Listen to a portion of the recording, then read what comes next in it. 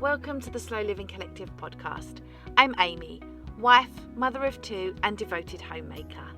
Join me on this journey as we explore the beauty of slow and simple living, where life unfolds at its own unhurried pace. I'll take you through my experiences of slowing down, tending to our allotment plot, finding joy in the little things and making the most of our small home. Together we'll learn to live in harmony with the ever-changing seasons, discovering the magic that lies in embracing the present moment. So let's embark on this enriching adventure towards a more intentional and fulfilling life. Hey everyone, and welcome back to another episode of the Slow Living Collective podcast. Today is a big one. Today is my 100th episode. Is that not crazy? In fact, there is a statistic that around 44% of podcasters have released 10 or fewer episodes. And this is actually called pod fade, which is where creators start a podcast but stop producing new episodes relatively quickly. And I thought that was really, really interesting. And here's another one for you. Approximately 10% of podcasters reach the milestone of publishing 100 or more episodes. 10% out of all of the podcasts in the world. Amazing. And here's another stat for you. Sorry, I'm stat girl today. There are over 5 million podcasts globally. 5 million, and only 10% of people reach this milestone of 100 episodes. It's a big one. It's a big one. So what am I going to do for my 100th episode? Well, I actually got this idea from Jenna Kutcher, who, by the way, is my favourite podcast to listen to. You'll find me listening to her podcast episodes in the kitchen, in the car, while I'm baking sourdough, while whatever I'm doing, I am listening to a Jenna Kutcher podcast. And she actually, I think she reached her 800th episode. Amazing. And she went back and listened alongside her viewers to her very first episode and made commentary on it. And so I thought, that's a fantastic idea. I'm going to copy it. So thank you, Jenna. That is what I am doing today. I am going to listen to my first episode with you guys, and I will pop in and out and let you know what I think, whether I'm still the same person, whether I have stayed true to my values or not. So I haven't listened to this maybe ever. When I recorded my first episode, that was just that done in a whim, in a quick moment, put it out there, and here I am 100 episodes later. So I'm going to stop chit-chatting. We're going to listen to the episode together and let's see how I fared. Hello and welcome to The Little Simple Life, a podcast about living your most intentional, inspiring life. Stepping outside the box, walking your own path, and living a life you dream of. I'm Amy, 30-something mum of two, living just outside London. These podcasts are love notes from me, sharing the things I know I would want and sometimes need to hear. I've been a writer and a content creator for 16 years, and creating content that speaks not only to you, but to myself too, is something I'm so passionate about. Choosing a different life, a life that steps away from the status quo, a life that is both extraordinary and questions the norm, is so beautiful, but it also throws up a lot of questions. Am I doing the right thing? What do others think of me? It can also be the beginning of opening your thoughts to so much more. It is the beginning of a journey that starts with you, a question on your mind as well as in your heart. If you're here, I know you feel it too, that there is something more. That there is more than the life society tells us there is, and that we should want for ourselves. You can choose a different direction. In these episodes, I'm going to delve into what it means to walk a different path. From educating our children outside the school system, to living in a small home by choice, surrounding ourselves with a life of intention instead of living a life of default, and so much more. I welcome you to come on this journey with me, to open your heart and mind to a different way of living. Whether you're already walking your own path, are keen to make a change, or just want to learn a little more, I thank you for joining me. I hope you find what you are looking for with the words of these podcasts, and I hope they speak to you in your own unique way. You can find me over on Instagram at The Little Simple Life, where I share more about our journey, and if you too have an account there, I would love to connect with you. It can feel lonely forging a path that is different from the norm, but I just want you to know you aren't alone. You too can create the life you want to live. I would be so grateful if you could leave me a rating, a review, a share on social media, or recommend me to a friend who you think might like to hear these words too. Thank you so much for joining me here.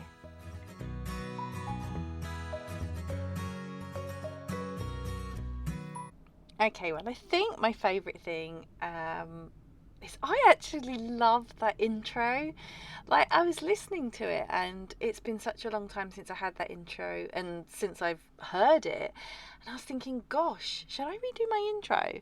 Maybe less like soft and simple telephone voice and more me as Amy. But I really love some of the elements of that, and it's very much who I am, still who I am.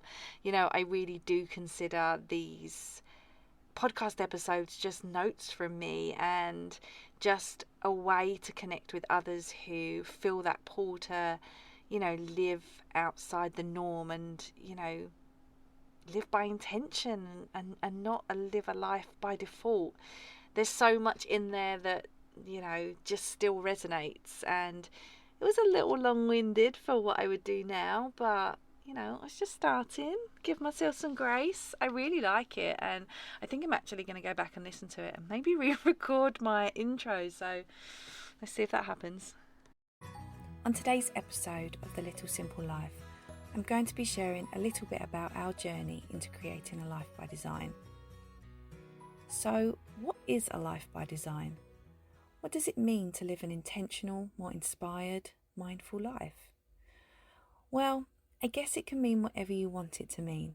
It can mean whatever is the most meaningful to you. I know that doesn't help, but don't worry, I am going to go into a little more detail. For us, it means living a life that we create, a life that we have designed, and not a life that society tells us we should live. We grow up being told what we should do. Go to school, work hard, get good grades, go to university, get a good job, join the rat race, and use things such as houses, cars, holidays as evidence of how well we are doing in life. But nobody ever tells us to slow down or shares how we can really be happy. For us, happiness isn't things. Happiness is life. I really love this. I'm going to have to get past my nervous, airy voice because I definitely don't sound like that on podcasts now, do I? But I think it's probably more noticeable as well as I flip between one to the other. But it just proves to me that I've really stayed true to who I am and in alignment with what I believe in, and you know, like living a life of intention and not by default, and how we are taught to live is not necessarily the way that we feel comfortable living or that we want to live. And so many people are just ready to sort of step outside of that life of default and just try something new. And I love the hope in that I will find other people to connect with, because it was I don't even know what year I started my podcast in, because I haven't consistently posted. I've taken some breaks as well.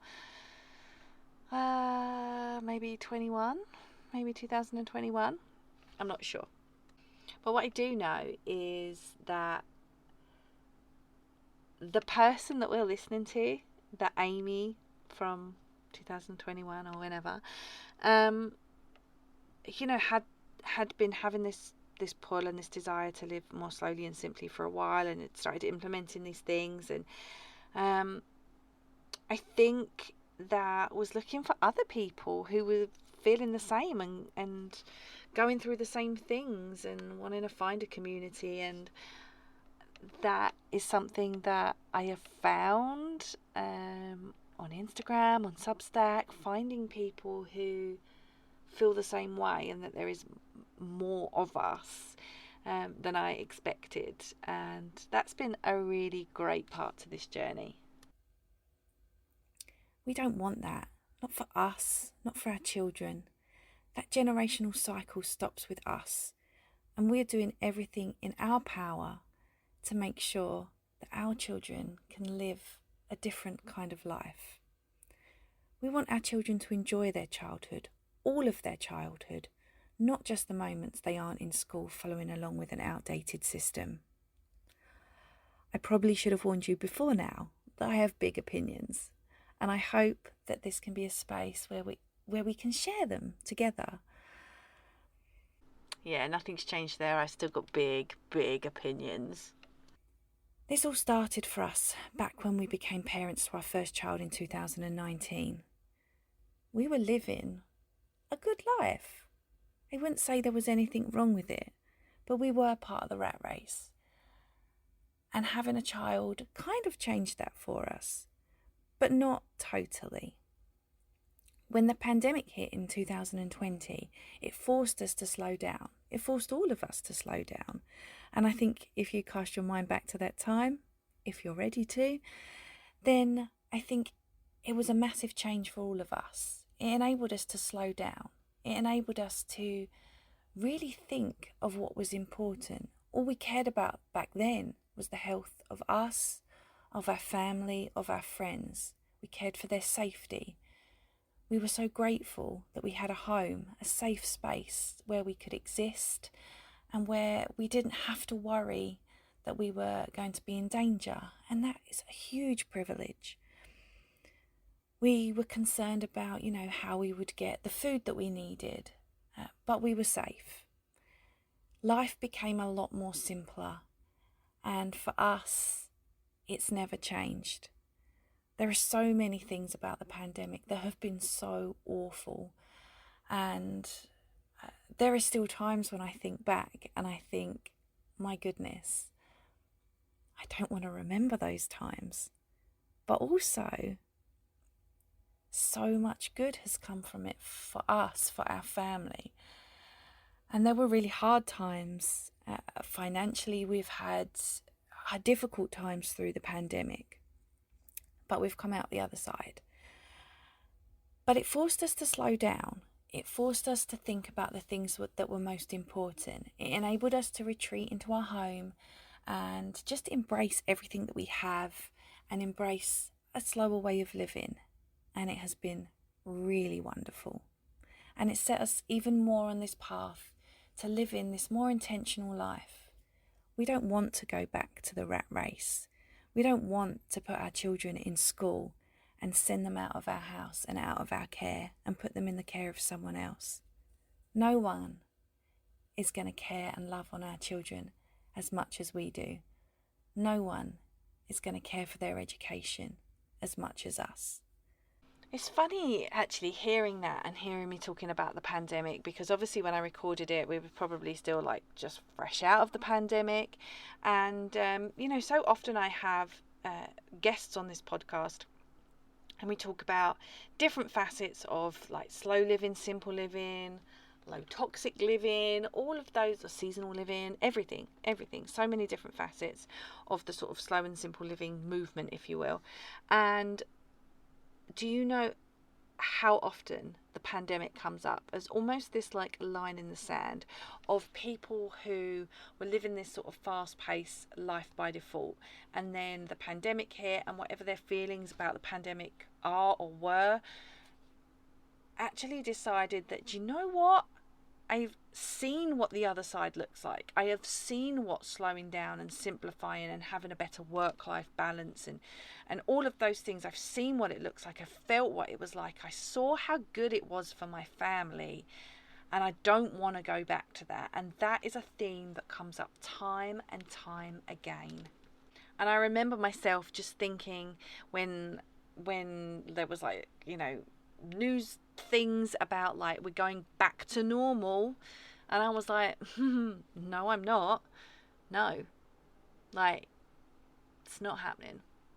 We saw another way of being, and it was so much better. And so many people have said that, and it has, like I say, it has come up time and time again with guests on this podcast.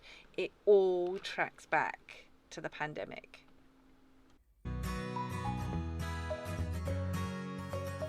There are so many things in our life that make us feel like we are creating a life by design rather than that default life that society tells us that we should live.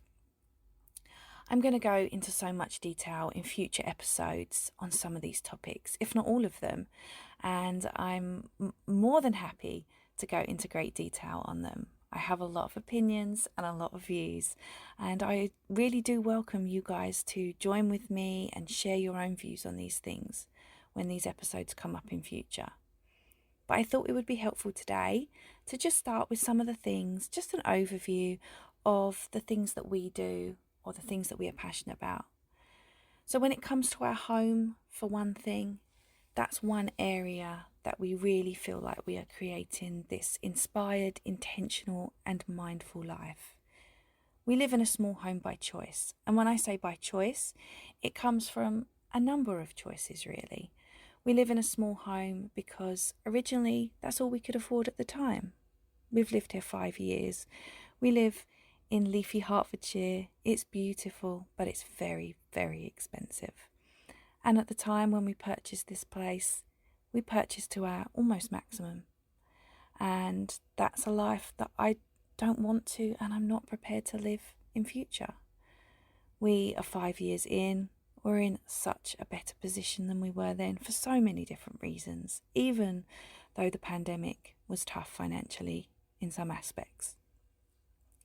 But we have this home, and now we could move if we wanted to. We could do the big upgrade. We could move into a bigger home, another bedroom, but we don't need it. We don't need it yet. We will one day. We have one boy and one girl, and I would love to give them their own space when they're older. But for now, it doesn't have to be. And so we choose to live here. We choose to stay here. We love our home. We love our space. It's not the biggest. It's not the fanciest. It's definitely not the showiest. But it's ours. And little by little, bit by bit, we are creating a wonderful home that we love. We're inspired by it. We're inspired by creating wonderful spaces around it and just being really creative with all the things that a small home offers. We could easily move to a bigger home, but I also think there's a lot of fun and a lot of joy in creating these small home hacks, just living in a space and making it work wonderfully for you. And I think because of that, our home has so much life to it. And I love that. This hasn't changed either. In fact, we will be approaching living here for 8 years almost. And it's funny listening back to that, my son, my youngest, would have been quite young when I recorded this first episode. And, talking about our small home, we still live in the same home. We have lived here, like I said, almost 8 years. And we still have no intention of moving. Now, if you've listened long enough, you'll know, if you track back just not that many episodes, I actually had a miscarriage in June. So we were going to be expecting our third baby, and we still had no intention of moving. So, it's funny. I love our home more than ever. We've done few little upgrades on it. We have had the outside walls replaced. The cladding has gone back on at last. It's still not an intention of ours. Definitely would be on the radar in the future. If this house was just a little bigger, I would absolutely have it as a forever place. And sometimes I go through this idea that no, we're going to stay, and then other times I'm like, no, we will have to move. We're obviously not expecting our third baby now, and we have plenty of room. We do have plenty of room, and I know so often people are like, what? How can you have so much room when you live in a 700 square foot split level flat? But we do. We really do. And I think that's all about the way we live, the spaces we create, the small home hacks that I was talking about. I am always thinking of ways to be smarter with the space that we have, and also just living with less and having less, and not owning so much, and being smart with how we store it. It is not perfect. It is still not perfect. It is not showy, but it is ours, and I still love it. And I know one day we will move, and I know that time is probably sooner than I would like, I guess. But yeah, I'll really miss this place when we go, because it has been an incredible home, an incredible home. And yeah, I would advise living small for everyone. Our homes only feel like we outgrow them because we clutter them, and it's nothing more than that. We don't have, I've said this a million times before, we don't have a space problem, we have a stuff problem. Part of that is also living with less. When you live in a smaller space, you need less things. But when you live with less things, you start to realise that you really only do need the things that bring you the ultimate joy. We live in a society that is steeped in consumerism, and to live with less is almost radical. Isn't that crazy?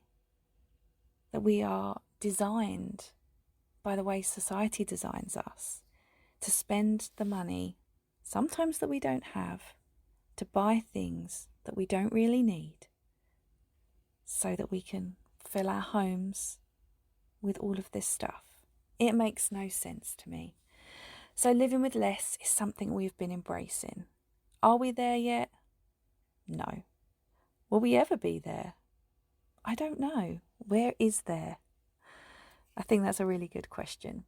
I'm not a minimalist by any stretch of the imagination, but I am on a minimal journey, and I'm enjoying it. And I'm going to go into that in so much more depth later down the line. Do you know, I don't think this has changed either in any way. I would say I'm less minimal than I think I was trying to achieve at this point. And that's because I am happy where I am. I am not a minimalist, I'm not a maximalist. I like to have stuff.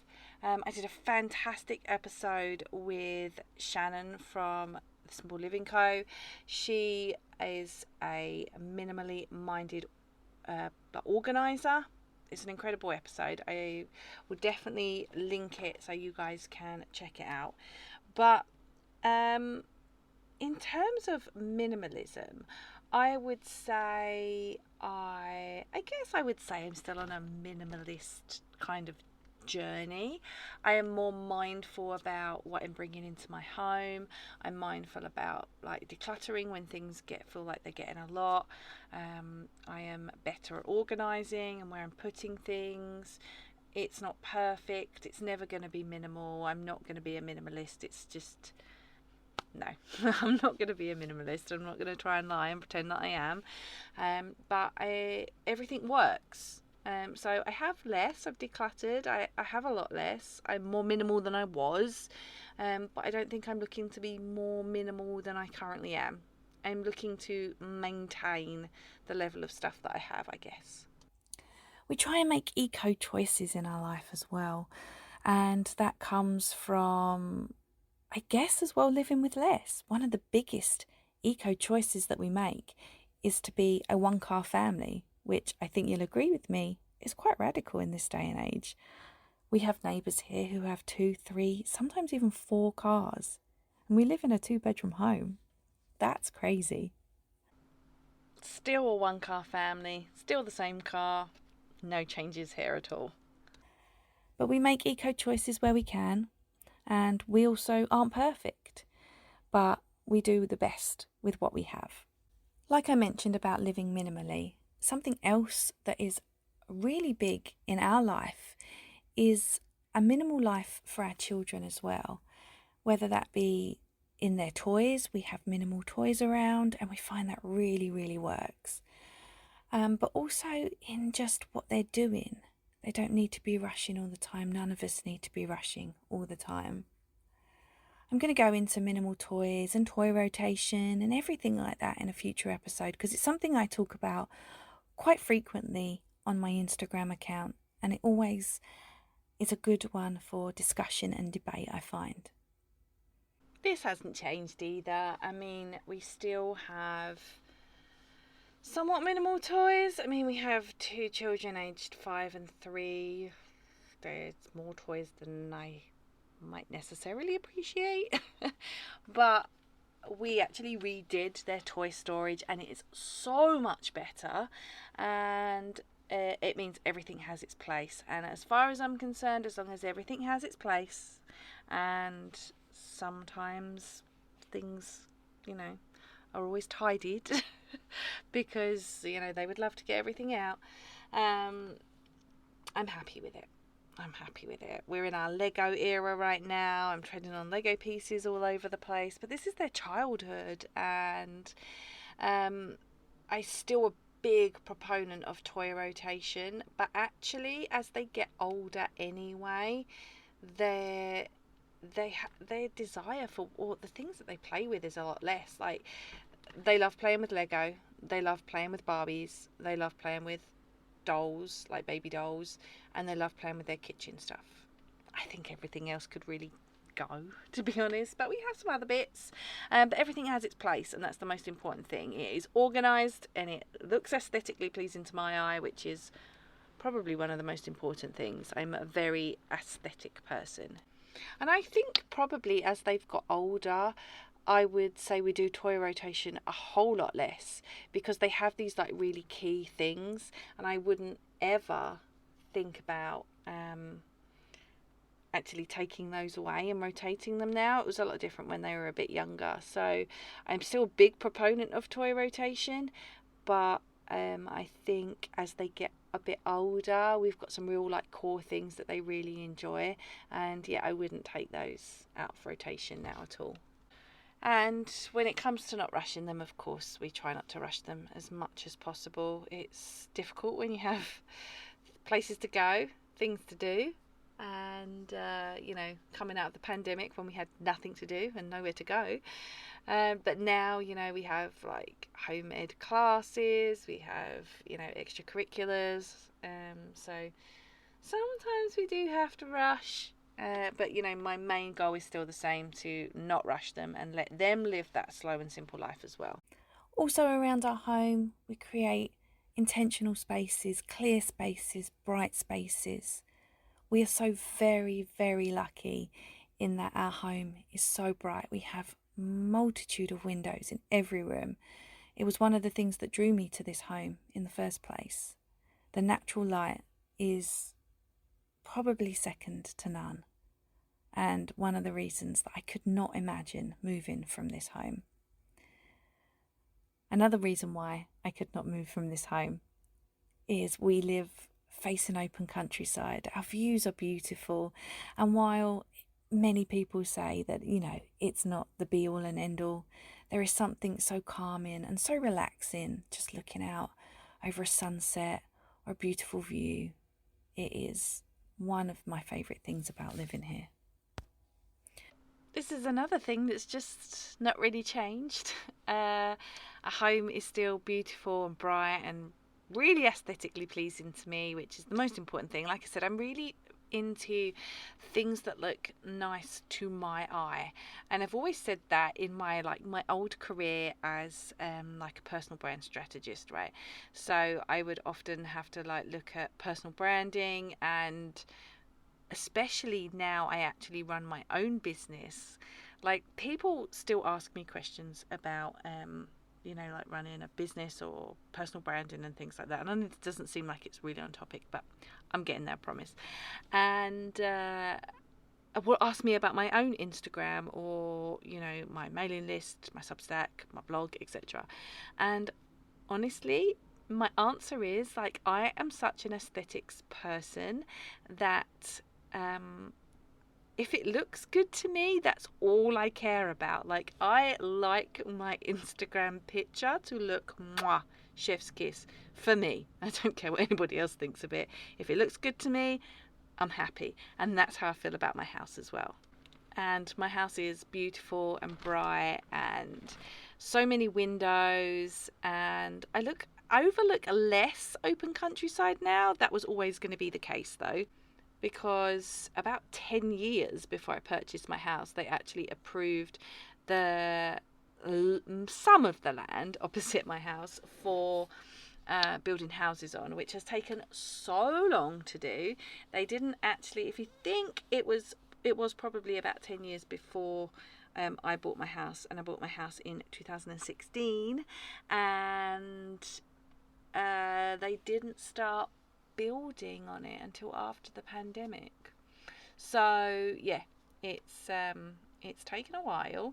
I still have beautiful views because we've got protected tree lines, so I actually can't really see much of what's going on and what they're building, and that will remain the case. So and I do overlook a bit of open countryside, but like I say, it was always going to be that way because that was planned long before I moved here. So I definitely appreciated it while it was here.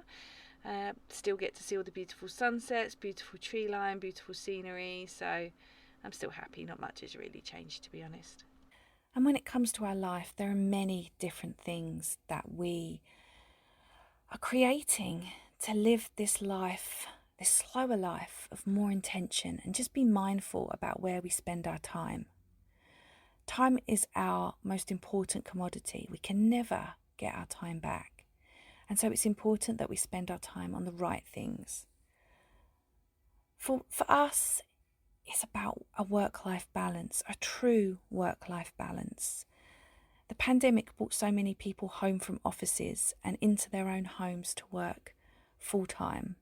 Some people love working from home, some people hate working from home. But it does provide for many people a much better work-life balance. We're finding in our home, with my husband being home now full-time, he won't return to an office, that our work-life balance is so much better, and it has definitely helped us promote this slower way of life within our family. He still works a 9 till 5, but for a wonderful company, and again, that really helps with this work-life balance.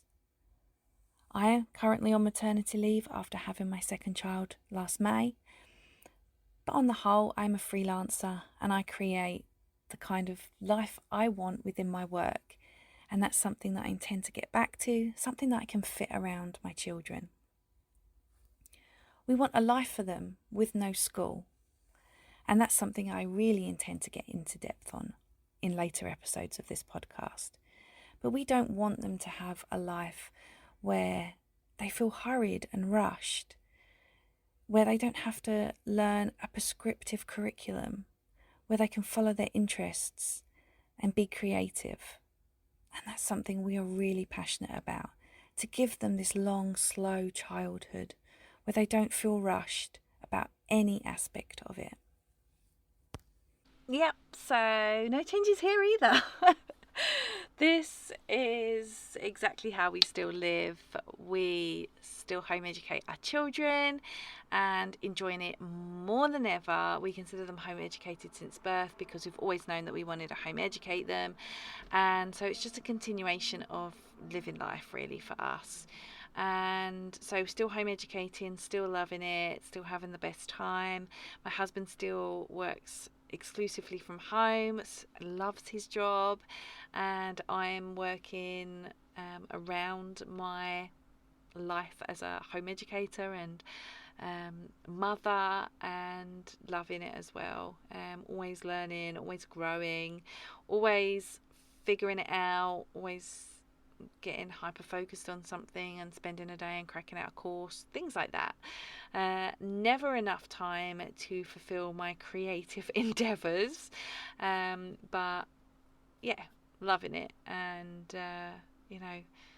I've maintained 100 episodes of this podcast, so that's pretty good going.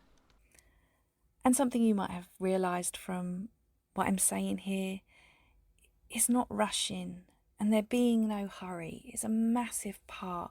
It's central to our life. And while it's not always possible, sometimes we have appointments, sometimes we have to get places at a certain time, it's to minimise that and to allow us to just live a slower life. A slower way of life is also, for us, an outdoor way of life. We love being outdoors. We also love being indoors, though. And we have an allotment space where we are excited to be cultivating and growing and starting to live off our own land a little bit. Our small home is a split level flat. We have a balcony, a beautiful little balcony space where we've been growing and enjoying just our outdoor space for 5 years now. The children love being out there. Well, the toddler definitely does. I'm not sure the baby has spent much time out there yet. But our toddler definitely loves being outside. And she loves being at the allotment. Living off our own land a little and just enjoying learning and learning about the outdoors, learning about growing. It's an amazing space and I can't wait to see it grow and develop over this coming year. We still very much like to not rush. We are as slow and as simple as we can be in our life. We all have elements of fast-pacedness at some point through our lives. It's impossible to avoid. But yeah, we still try and keep things slow and simple where we can. Still growing on the allotment and the balcony. The balcony's just had a bit of a refurb after we had building work done on the outside of the building, and yeah, another good season coming to an end. Busy season. It was difficult this year, I felt, but difficult for everyone. The conditions haven't been ideal at all, especially I think it rained from the beginning of the year till about April. It's impossible to get it cultivated at first, and then a big rush to get it sorted, and yeah, just trying to maintain it through the summer. I know some people have had such problems with pests this year. The weather's just been not ideal as a gardener, but still trucking on. These things, they all go into part of creating this life by design that we love, that we want to live. Thank you so much for listening to today's episode, and thank you so much for all the support all of you give me on Instagram all the time. I appreciate every single one of you so much. Next week, I'm going to delve a little more into what it means to live an inspired life.